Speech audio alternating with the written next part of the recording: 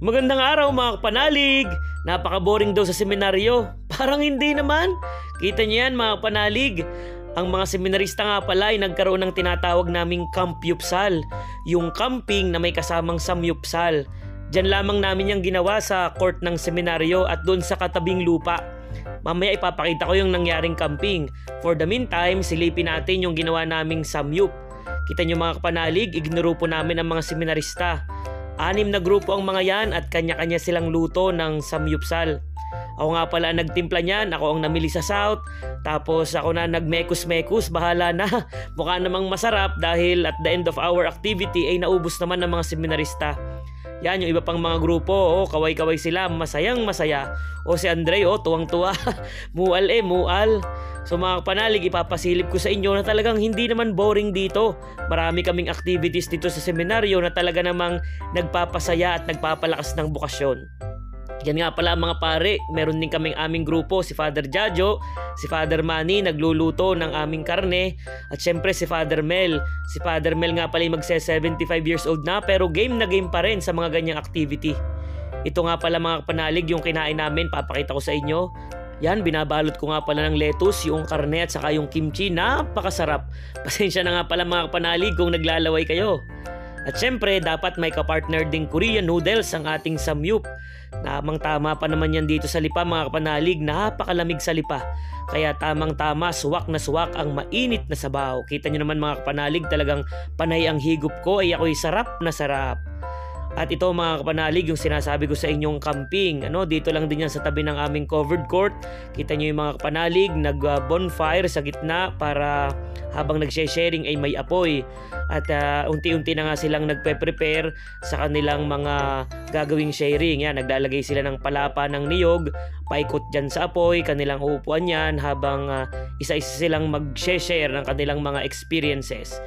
At habang ang karamihan ay nagpe-prepare para sa kanilang sharing, ako naman ay nakikipagyaw-yawan pa sa ibang seminarista. Okay, dito po tayo ngayon. Ating i-check ang tawag dito. Tent tour? Tent tour? Yes! Oh! Kita niyo yan?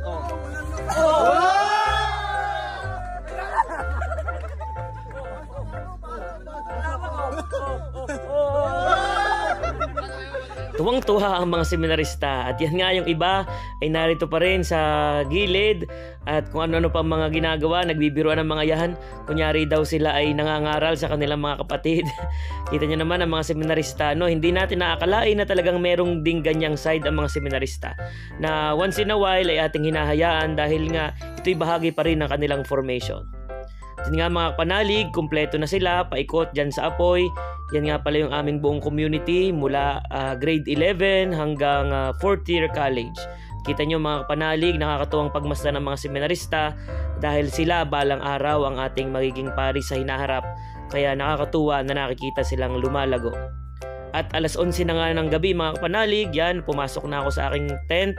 Nagpalit na rin ako ng damit na pantulog, yan, dahil malamig mga kapanalig at malamok, kaya naka-jacket akong matutulog. And one eternity later, sabi nga ni SpongeBob, yan na nga po mga kapanalig, madaling araw na yan, hindi, alas 6 na pala yan, medyo madilim lang. Pero alas 6 yan ng umaga, kami ay gumising na at magpe-prepare na. Yan nga at sumisilip na ang bidel, yung pinaka-presidente ng community, isa-isa niyang chinecheck kung gising na ang kanyang mga kapatid dahil nga kailangan na maghanda para susunod na activities. At yan mga kapanalig, kita nyo medyo maliwanag na, naghahanda na ang mga brothers para sa kanilang morning prayer at sila din ang magluluto ng kanilang almusal. So yun lang mga kapanalig, nakita nyo naman ang pasilip sa aming ginawang activities. Kung curious pa rin kayo kung ano mga ba ang buhay seminaryo, ay subukan nyo ng mag-entrance exam dito sa aming seminaryo. Open ang ating entrance exam tuwing Sabado ng lahat ng buwan. Hihintayin namin kayo mga kapanalig. Yun lamang po, mag-iingat kayo lagi. God bless!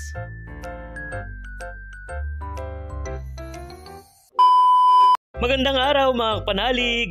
Bago nga pala ang simbang gabi ay nagpunta kami ni Kuya Ryan sa Bataan. At ngayon kung inyong makikita kami ay nasa palengke. Yan ay palengke ng Balanga, Bataan. Bakit kami na dyan? Kasi hinahanap namin yung sabi nilang sikat na ice cream. Kasi kakaiba ang flavor. Kaya kami tanong ng tanong. At ang sabi nga sa amin, doon daw, yan sa dulo ng pasilyo na yan, kakaliwa kami. At pagkaliwa namin, doon namin makikita yung tindahan ng ice cream na sikat sa Bataan. Meron silang 2 branches, sa Balanga at sa Orani. Pero alam ko ngayon, meron na din sa Maynila dahil nga napakasikat ng kanilang ice cream. At ito na nga mga kapanalig, ang Genos Ice Cream. Sabi nung nagturo sa amin, meron daw diyang pwede kang umorder ng mga apa na may ice cream. Pero paglapit namin, wala daw. Kailangan ay yung talagang galon-galon. At yan nga mga kapanalig, yung kanilang store sa malapitan. Tapos yung kanilang iba't ibang flavor. At ang kanilang bestseller nga na aming bibilhin ay yung Gabi Queso. Kasi kakaiba, Gabi flavor yung ice cream. At yun nga, umorder na ako. Sabi ko, nanay, kaway-kaway kayo, makikita tayo sa vlog. Yan na nga mga panalig, yung iba't ibang flavor nila. At ang isang galon ay 650 pesos. Sasabihin nyo, bakit parang mahal? Kasi, yan, nakalagay siya sa isang styrofoam. Tapos may yelo at asin sa loob. Kasi nga yan ay travel friendly. Pwede daw yang i-travel ng 6 to 8 hours. Kaya kahit saang lupalop ka ng Pilipinas o kahit sa ibang bansa, lalo na sa Asia, pwede kang bumili niyan. Kasi hindi siya agad matutunaw. Kasi nga kasama dun sa 650 pesos yung lalagyan na napakaganda.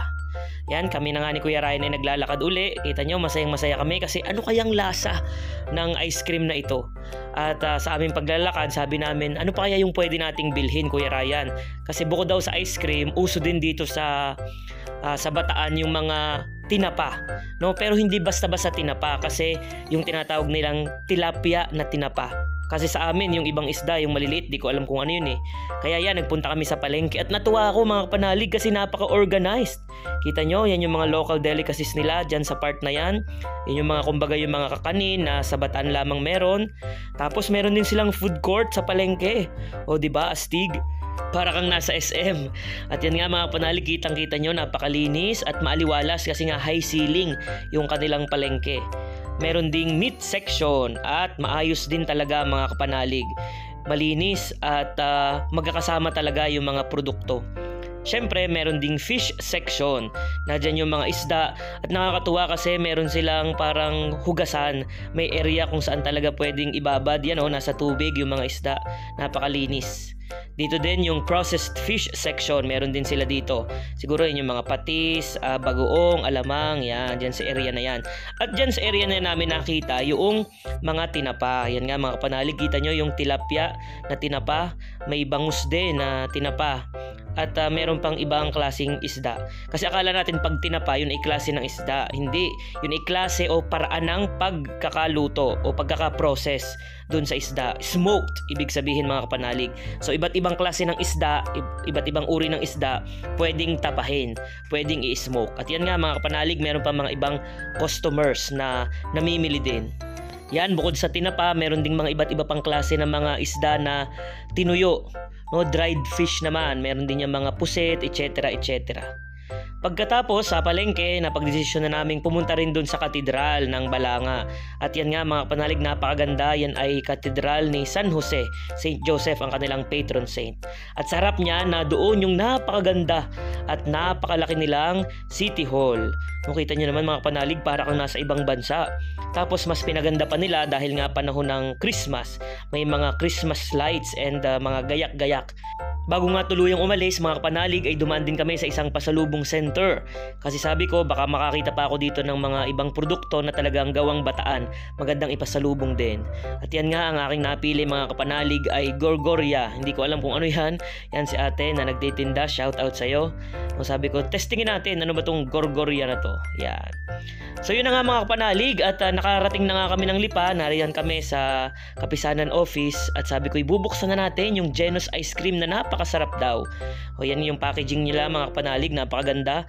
At yan yung sinasabi ko sa inyo na lalagyan na travel friendly, yung styrofoam na may yelo. Kita nyo, hindi talaga lahat natunaw. At tinikman ko na nga mga kapanalig. At ang masasabi ko dito, ito na yung pinakamasarap na ice cream na natikman ko na locally made ice cream, no? Walang halong biro yun mga kapanalig. Napaka-creamy.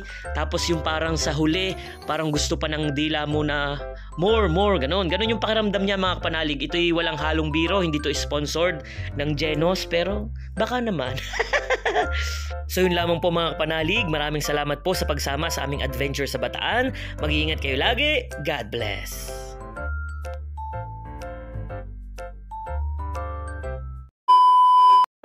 Magandang araw mga kapanalig! Simbang gabi na naman at ako nga pala ay naka-assign sa parokya ng Mary Mediatrix sa Lipa. At samahan nyo kami ni Brother Dennis, ipasisilip ko sa inyo yung mga barangay na pinuntahan namin sa ikatlong gabi ng simbang gabi. Wala nga pala kaming kasama, kami lang dalawa ngayon at ako rin ang driver. Kasi nga basta driver, sweet lover. Joke lang. So papasilip ko sa inyo, ito yung aming unang chapel na pinuntahan. Yan ay nasa Barangay Anilaw, Labak. Kung hindi ako nagkakamali, Sitio Bulacnin. Yan, napakasimple ng chapel. At ito, yung pagkatapos na ng misa, hindi na ako nakapag-video habang nagmimisa dahil sino magbibideo, yung nagmimisa nga ako.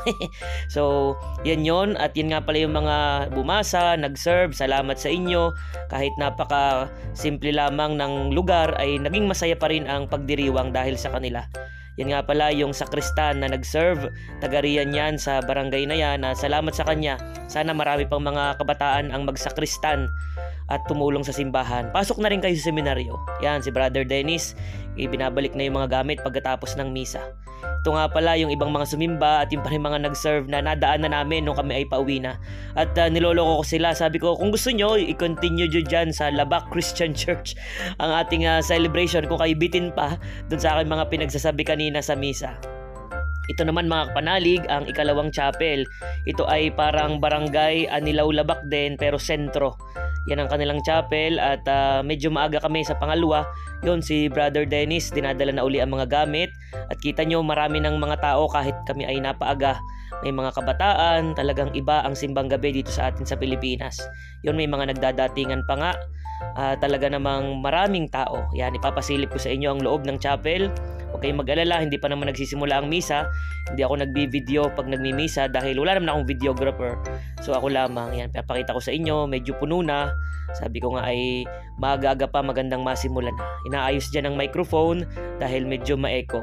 Samantalang yung ating commentator, yan, nagbabasa na siya ng mga pamisa. Yan, si Brother Noel, isa pang lay minister at yung sakristan dito naman sa sitio ito, sa sentro. Yan, tapos na uli ang misa. Hindi na uli ako nakapag-video ng misa dahil wala nga magbibideo at ako'y nagmimisa. Yun, salamat sa choir, napakagaling nilang kumanta. Yun ang kanilang gitarista, napaka-talented. At yan, si Brother Dennis uli. Kita nyo naman kami masayang masaya kahit pagod na. Yan ay yung ngiting pagod na hindi halata. Yan, si Brother Noel, magpapaiwan na siya pagkatapos ng dalawang misa. Kami na lang ni Brother Dennis sa ikatlong chapel. At ito nga pala ang ikatlong chapel. Kung hindi ako nagkakamali, ito ay Pag-Ulingin West. Yan, kita nyo, marami na ring tao, maaga pa rin kami dyan, kaya sabi ko, magbibideo muna ako.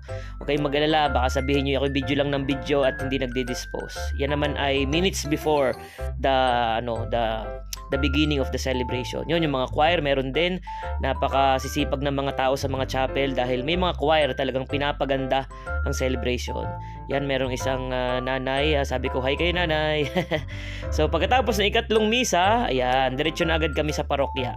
Nakakapagod dahil tatlong misa, pero masaya pa rin. No, yan si Brother Dennis ay dadalhin niya na ang gamit sa parokya ulit. So yan mga kapanalig, ang pasilip sa ating ginagawang simbang gabi ngayong panahon ng Adbyento. At sana mga kapanalig, kayo ay magkaroon ng pagkakataong makasimba. Huwag nating kakalimutang magpasalamat sa Diyos at lumapit lagi sa Kanya. Yun lamang po mga kapanalig, mag-iingat kayo lagi. God bless.